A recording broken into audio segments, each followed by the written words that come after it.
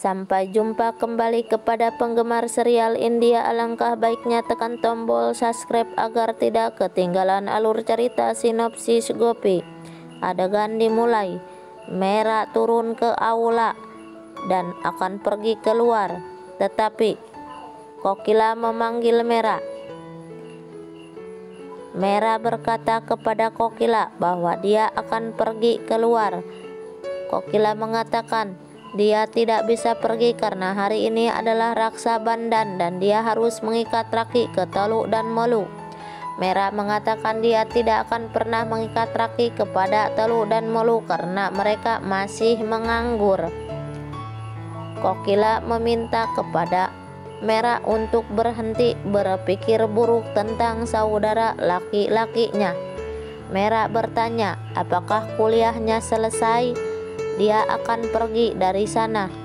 Kokila mengatakan bahwa Teluk dan Molu tidak selesai kuliah. Mera bilang dia akan pergi ke kamarnya. Kalau begitu, Gaura datang dan meminta kepada Mera untuk membantu ibunya Gopi di dapur. Mera sangat kesal dan mengamuk. Mera marah kepada Gaura. Kokila meminta kepada Gaura untuk berhenti mengganggu Mera. Gopi pergi ke kamar Urmila dan melihat Urmila menangis melihat foto Rasi. Gopi mengatakan bahwa Urmila ingat kepada Rasi dan jika dia masih hidup, dia akan senang melihat pernikahan Vidya. Urmila mengatakan dia akan menemukan Kundali atau keberadaan Gaura saat dia merasa dia aneh. Gopi bertanya apakah dia juga berpikir sama. Urmila mengatakan Gaura berperilaku yang aneh, berbicara dengan seseorang secara diam-diam di telepon dan bahkan ke kopernya. Sama seperti kehidupan pesulap di burung biok, kehidupan Gaura ada di dalam koper. Mera lolos melalui jendela. Gopi melihat jendela terbuka dan menutupnya. Selanjutnya, Jigar dengan Paridi dan Teluk dan Molu membagikan permen kepada anak-anak yatim piatu pada peringatan kematian tahunan Rasi dan memberitahu Paridi bahwa Rasi akan bangga dengan Teluk dan Molu dan mempromosikan Bema Jogena, asuransi berjangka Perdana Menteri untuk saudara perempuan seharga 12 rupiah. Teluk dan Molu mengatakan mereka membagikan polis dan permen kepada semua suster. Paridi berkata dia ingin berbicara dengan mereka. Selanjutnya, Vidya dan Sarpan berjalan menuju toko. Setelah turun dari mobil, Sarpan lupa kunci mobil. Vidya berkata dia akan mendapatkannya. Saat mereka berjalan, dia bentrok dengan putra Gaura dan dompetnya jatuh. Lalu dia mengambil dan memberikannya kepada Sarpan. Dia memberkati dan untuk kebahagiaan. Paridi bertanya kepada Teluk dan Molu apakah mereka setuju dengan keputusan untuk menjadikan mereka saudara kandung. Jigar meminta kepada Paridi untuk berhenti membahas masalah ini di sini. Paridi mengatakan bahwa dia sedang berbicara dengan anak-anaknya dan membutuhkan keputusan mereka. Jigar mulai berkelahi dengan Paridi. Teluk dan Molu mengatakan mereka bersama Paridi dan tidak memiliki masalah dengan keputusannya, tetapi memiliki masalah dengan pertengkaran Jigar dan Paridi. Teluk dan Molu meminta kepada Jigar dan Paridi untuk berhenti berkelahi. Paridi bertanya kepada Jigar ketika anak-anaknya bersama Paridi, lalu mengapa dia menentang keputusannya. Sarpan dan Vidya memasuki toko perhiasan untuk membeli cincin pertunangan. Putra Gaura juga masuk meminta raki emas.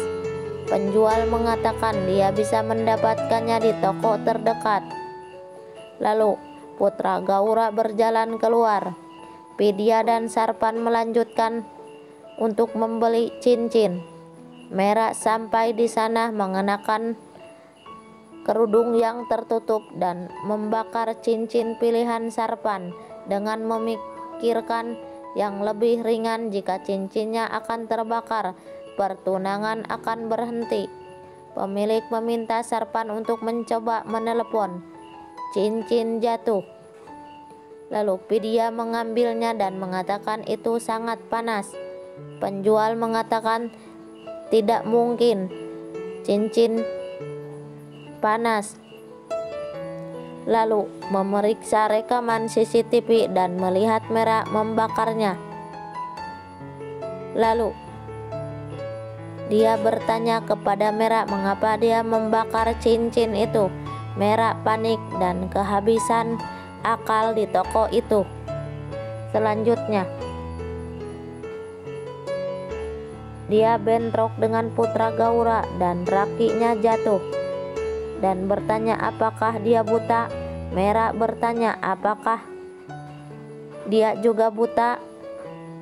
Putra Gaura berkata Mera merusak raki.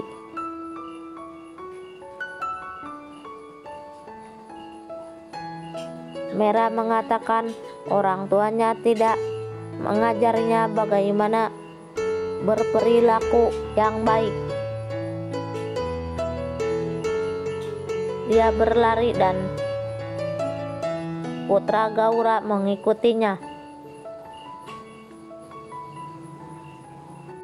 Mera masuk ke bajai dan lari dari sana. Lalu Putra Gaura bentrok dengan sepeda motor dan jatuh ke parit dan mengotori mukanya dengan tanah. Lalu Putra Gaura memerintahkan pelayannya untuk membawa mobil di depan toko perhiasan. Selanjutnya, Kokila bertanya kepada Gopi apakah dia menyelesaikan semua pekerjaannya. Gaura mengatakan bahunya sangat cerdas dan melakukan semua tugas dengan efisien. Kokila tersenyum dan bertanya kapan Vidya dan Sarpan akan datang ke sini. Gopi mengatakan mereka sedang dalam perjalanan. Mereka berdua lalu datang mencapai rumah. Mera masuk kembali ke rumah melalui pipa dan jendela. Dia naik ke atas. Gopi datang ke kamar Mera dan mengetuk pintunya. Lalu Mera berkata dia akan datang dan mengatakan dia akan datang dalam 2 menit. Gopi bertanya mengapa dia terengah-engah. Mera menjadi gugup, sangat khawatir. Inilah alur cerita sinopsis Gopi. Saksikan di episode selanjutnya.